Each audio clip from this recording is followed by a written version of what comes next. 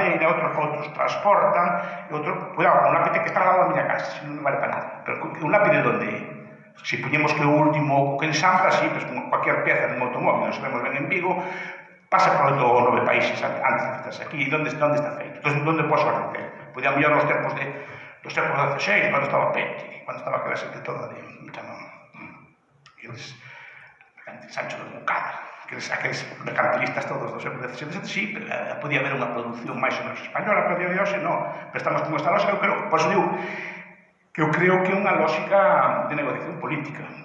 Esos avances, estas tarifas, esas puxera os pai nos anos 90. Que para protexer a industria do azo, protexer a salvar os produtores de azo de Picho, non as grandes acerías de Picho. Non vamos a proteger, bueno, proteger 160.000 traballadores e perxudicarse algo así como 19 millóns, que son os que traballan en industrias derivadas da produción de azo, desde fabricación de piezas, fabricación de latas, fabricación de chapas, fabricación de todo tipo de bienes de consumo, que incluyen todo isto. Entón, por salvar 190.000, que pasa que 190.000 son moito máis visibles que os 19 millóns restantes, pero parece que salvas as industrias propias. Iso tamén é importante o papel das ideas, porque hai sectores como que son productivos e outros sectores como que non son productivos. Hai sectores que son así como eu chamo de veces de broma, mas ten que ver con marxismo. O marxismo gustaba moito, por exemplo, todos os sectores da producción, que rexeitaba por completo, parecíalle todos os sectores da distribución. Por exemplo, a industria pesada, azo, cemento, aluminio, electricidade, así, naval, metal, cousas así duras, non? Eso, os sectores agrarios, non? O sector do leite, os sectores así. Esos son sectores que hai que proteger. Ora, o audiovisual, non? O diseño, todo o que é a distribución, todo o que son as cadenas de transporte, de logística, ou de supermercados ou de tendas. Iso parece que é unha cousa que, iso só son intermediarios, son ladróns, cando todo o mundo sabe que se unha produción sin distribución non se ve. Además, o que evita que teñamos fame, o que evita que non teñamos, estamos vendo con estas apagóns, non é a produción, é a distribución da mesma. Se temos unha mala cadena de distribución, está mal diseñada, ou que sea así, cae. Se non temos fame, a día de hoxe non é porque non produzcamos alimentos. Como decimos muitas veces, es que o mundo produce alimentos de sobra, sí, e para alimentarnos casi 2 veces, sí. O problema é, colle vostede e leve comida ao saqueo. E cada vez tiramos uns bocadillos e cuantos niños mueren de hambre, sí, vale? Aquí tiene o bocadillo e sin comer, regalo eu. Ora, leve o saqueo. Levamos de fame, levamos ao corazón da India, levemos. Es que non hai estradas, non hai camiños de ferro, non hai logística de frío, e quanto costa levar todo iso? Pero iso se esquece, só parece que só produción. Producimos alimentos, como producimos alimentos ten que haber para todo. Non hai que, pero dos alimentos hai que levar. E ese tipo de cosas se esquecen tamén nestes análisis do arancel, pero temos que defender porque nos abandona. Dice que nos deixa, en efecto, nin invitou a Europa ás negociacións, nin contou con eso. Entonces, aí vemos unha felicidade de reaxuste tamén, de configurar, digamos, este espazo, non só na defensa, en outros ámbitos tamén, porque estamos vendo que os vellos esquemas de, os esquemas internacionais, o Fondo Monetario Internacional, o Banco Mundial, a Organización Mundial do Comercio, estaban diseñadas, de forma imperial. Tampouco son tan inxentes, non? Que Estados Unidos garantizaba a orden económica mundial, garantizaba os fluxos de comercio, a través das súas flotas, e ao cambio o sistema estaba diseñado en boa parte ao seu favor, incluído a predominancia do dólar, o famoso privilexio exorbitante, do que falaba Jack Welch, ministro de Economía de Gaulle, a idea que o dólar, o patrón dólar sea o que goberna o mundo. Pero bueno, pero era ese orden, pero se ese orden se acaba, hai que reformular todo, incluído tamén os órdenes, non só os órdenes políticos, tamén os órdenes comerciais, todo tipo de cosas. E esos son os debates que creo eu, que vamos ver. Outra cosa que se concrete, pero eu intuyo que vai por aí. Eu veo unha perda de forza, non interna, o país sigue sendo rico, sigue sendo un país próspero, pero unha perda de peso americana grande, a nivel, como é normal. porque xa non ten o poderío que tiña antes, e máis que os ciclos de poder das potencias son dinámicos, como sabemos moitas ocasións, non? E isto se concreta, por exemplo, na luta do arancel, non? Que tanto temos falado con isto.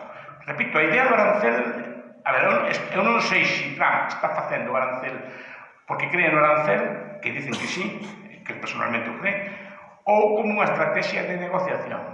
O sea, a chamada, que tampouco está estudiada, non sei se non está estudiada, a guerra económica, ou a geoeconomía, de todos os mecanismos de sanción, de cosas por el estilo que se estudian en economía, non? O sea, que plantea como unha estrategia de guerra económica para negociar despois outros aspectos que lle interesen a nosa, é dicir, marchan aqueles, agora vamos a aproveitar, vamos a colocarnos ben para o futuro mundo. Entón, empezan guerras de colocación, por exemplo, como a guerra de Rusia, que pode ter algo neste mundo novo, vou intentar ter eu tamén a máxima tallada posible para resistir despois, aproveitando que non hai quen defenda estes, vou a recobrarme no mundo.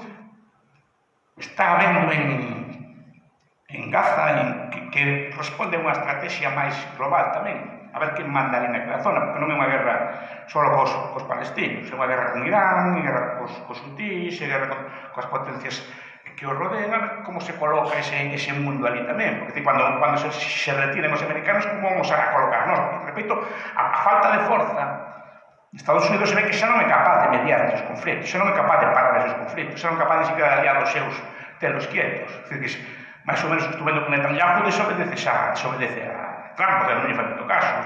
A Trump tampouco está facendo especial caso en Rusia. Empezou todo cheo e despois non, cousa que en outros tempos non pasaría. Entón, e na India e Pakistán, eu creo que pasa algo semellante. Dice, ahora se marcha o vello, vamos a ver como arreglamos os nosos asuntos. Non? Agora como que non hai hambre, non? Ou que vamos a estar ocupados en outras cosas, vamos a arreglar os asuntos. E aí vemos unha cosa para colocarse ese territorio. Tamén as tensións que hai, por exemplo, no Baluchistán, entre Pakistán e Irán, por exemplo, ese tipo de cosas creo que responde a unha reformulación do espacio. E máis que Irán, porque o problema de cando se retira un imperio é que, claro, tens que colocarte de novo, tens que recolocar, mover as fichas de novo, colocar as cousas de novo. E isto pode dar un lugar a moitas tensións. Precisamente, o vello difunto Nuno Monteiro, un profesor portugués, pero que é profesor de Estados Unidos, ten un libro moi interesante ao respecto, morre moi novo, por certo, pero ten un libro moi interesante sobre o mundo unipolar. O mundo, normalmente, os equilibrios máis estables son cando hai dous ou cando hai un solo, sobre todo cando hai dous. Cando hai dous, tal, pues máis ou menos entre eles negocian e pactan e así, non? O problema é cando hai moitos polos, os polos tenden a conflitir e tenden a redeseñar os polos internamente. E iso é unha cuestión moi delicada e que eu creo que boa parte dos conflitos que poden vir do mundo poden vir por aí. Os estudiantes de Durosel, Todo imperio perecerá, chamase así o libro en español, Todo imperio perecerá, o de Paul Kennedy, Auge e decadencia das grandes potencias, o vello Charles Johnson, non, en Blowback, en que teño que o español está traducido tamén, o Las penas del imperio, non? Las amenazas del imperio, non? Que explican que o imperio chega un momento medran, normalmente medran desde pequenos, fanse grandes, e un momento que se desmorona. Se desmorona. Fanse demasiado complexos, fanse demasiado pouco áxiles, fanse... Cuanto máis grandes son, máis enemigos teñen. Porque ti ahora, por exemplo, España ten dúas fronteiras, digamos, non? Pero, bueno, se foi un imperio, o Imperio Español tiña fronteiras con un montón de países, tiña líos en Flandes, tiña líos por toda Europa, meteuse na guerra dos 30 anos, despois tiña guerras en América, tiña guerras por todas partes. Al final, te deixan o propio imperio. En vez de ter unhas fronteiras pacíficas de toda a vida con os veciños de sempre, empezaste a medrar, por tanto, a medrar o número de inimigos potenciais, o número de conflitos, e ao final, cuanto máis conflitos tes, máis gastas, o que se chama overstretch, chaman así os teóricos, que é un proceso de exceso de expansión e que acaban derrumbando, non? Aquí tendes todas estas teorías das trampas de Tucídides, quen sabe o que é? Sabedes o que? Que? Como? Sí. Pero a tropa de Tucídides se refire que dice que cando no estado pequeno unha nova potencia está medrando, a potencia bella ten dúas alternativas, ou deixala medrar e que a coma ou intentar acabar con ela antes de que medre. Está sacada de Tucídides da historia da guerra do Peloponeso e de outros libros. Ahora sacou este que se chama Graham Allison, un libro moi interesante sobre isto. Está en galego, non está en español. Armadilla de Tucídides.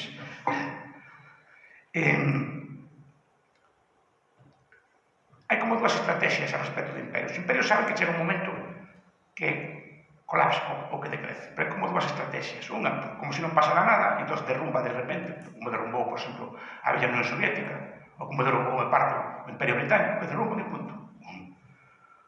E derrumba na plenitud de gloria, non cuando tan pequenos, pues fixades, o Imperio Romano. O Imperio Romano, cuanto máis grande era, máis enemigos tiño, máis bárbaros no norte, máis parcos polo oeste, máis árabes polo... E ao final colapsou. E en relativamente pouco tempo. Porque a Unión Soviética colapsou moi pouco tempo, e se todos os grandes imperios colapsan. Entón, esa é unha estrategia. O forzar unha guerra contra a potencia que quere subir, que foi a estrategia clásica, e normalmente non lles vale de nada, porque as raíces da decadencia, as raíces do colapso do imperio son internas, non son externas, ou replegarse estratégicamente, que creo que está facendo Estados Unidos. Intuyo, non estou nas altas cosas. Por lo que veo, Estados Unidos está dicindo, vou abandonar determinados escenarios e vou concentrarme no meu núcleo. E iso sí que vou manter. Pois o meu núcleo é, pois está con Groenlandia, Canadá, México e en parte América Latina, en Panamá, digamos. Ese meu núcleo, ese meu territorio, aí son forte, voume retirar de onde non me chaman e voume meter aí. Porque, senón, claro, a alternativa é ter que andar a gastar cartos en guerras en Vietnam, ten que andar a gastar cartos en guerras en Ucrania, é dicir que, bueno, eso para que ganamos aí. Non, voume retirar e voume centrar no meu núcleo e resistir ali. Que é máis inteligente que actuar como se nada pasara. A americana fíxose comunista e inmediatamente cambiaron as ideas. A súa estrategia cambiou. Pasou de ser un país occidental máis ou menos a ser unha punta de lanza do bloque europeo. Tamén pasou en Venezuela. Pero que pasa? O país non ten os mesmos intereses. Non, ten os mesmos intereses dependendo de que cambiaran as ideas que gobernan os dirigentes. E pasan de ser un país latinoamericano normal a ser unha punta de lanza de Rusia, unha punta de lanza de China e aliarse con outro tipo de interés. E a súa estrategia cambia. E se cambia o goberno, cambia a estrategia tamén. Entón, que hai que pensar cuáles son as ideas que definen os intereses antes de definir o que é o espacio. E non lle valeu de nada, certezas, claro, non miseria igual. Todo o mundo sabe que esas terras só tes se teñen algún tipo de utilidade, se tes algún tipo de industria que sepas extraelas, se non pasa como a Venezuela, que teñen moito petróleo, pero non son capaces de refinarlo. Entón, de que llevar entre tanto petróleo? Non? Que temos petróleo nosos recursos, para que nos recursos non hai recursos, só hai un recurso que é a vosa mente, a vosa cabeza, ese é o único recurso que hai. Non, pues me parece que todo o mundo é moi claro, hai que explicitar e por que o enemigo de Europa tal e cual, non? Parece que é Rusia, bueno, Rusia é un país que ten un PIB como de Italia, non sei qual é o poderío que ten, un país que en 3 anos de guerra contra o país máis pobre de Europa non pode ni siquiera conquistar un territorio equivalente a Extremadura en 3 anos, e iso é a potencia que vai a arrasar Europa, sabes? Sí, pode ser, meta moito menos, e se tanta forza ten canto nosotros, porque non nos ataca xa, que estamos debilitados agora, non? Porque espera que nos vean menos, un pouco estúpidos que son tamén, non? E digo, ideas, porque isto decía Keynes, unha das poucas cousas que tiña razón, que son as ideas as que moven a acción política e as ideas do mundo. O que pasa é que nosas clases políticas en xeral non teñen un ideario moi desenvolto, o sea, non teñen unha preocupación sobre isto, ni se preocupan sobre as doutrinas coas que operan son correctas ou non.